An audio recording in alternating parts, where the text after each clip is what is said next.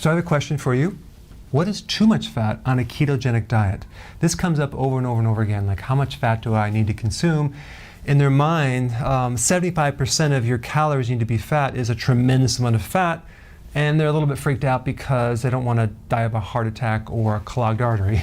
So let's just kind of cover that. So we need to create a balance of just the right amount of fat versus too much fat, okay? If you have hypoglycemia, if you have low blood sugars, you're going to need more fat because your main problem is you can't go from one meal to the next without being very hungry. So if there's a blood sugar issue, it's going to take more fat because we want to add enough fat to go from one meal to the next. If you're eating too much fat, what's going to happen, it's going to overload the liver and gallbladder and the pancreas because, see, the gallbladder breaks down the fat into these small particles, but the pancreas releases an enzyme called lipase, which takes it from that small particle down into the smallest particle. So if you have a blood sugar issue and your pancreas is exhausted or you're diabetic, you're not going to be able to produce as many enzymes, thereby stressing the body. So when you have too much fat, you're going to feel more bloated, nauseous, you're going to have more full sensation over the gallbladder on the right side through here.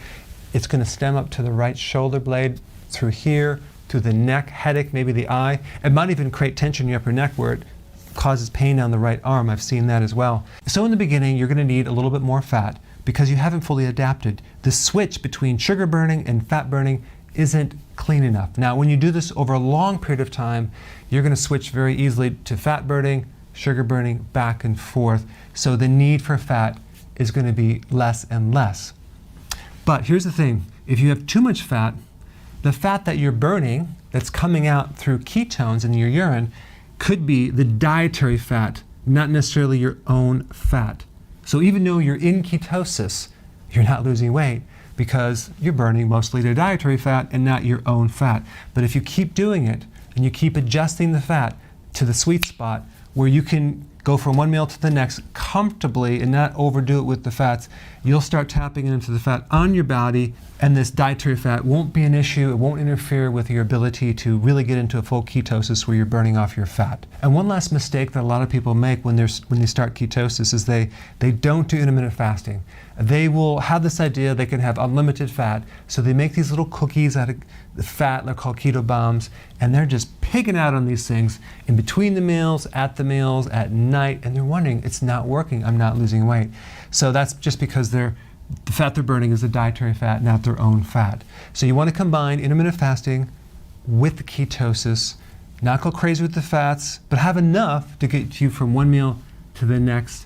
And if you have blood sugars, you can eat a little bit more, but as you do this over time, it'll be easier and you can cut down on some of the fats and you'll feel comfortable and you won't be hungry and you'll lose weight. All right? Thanks for watching.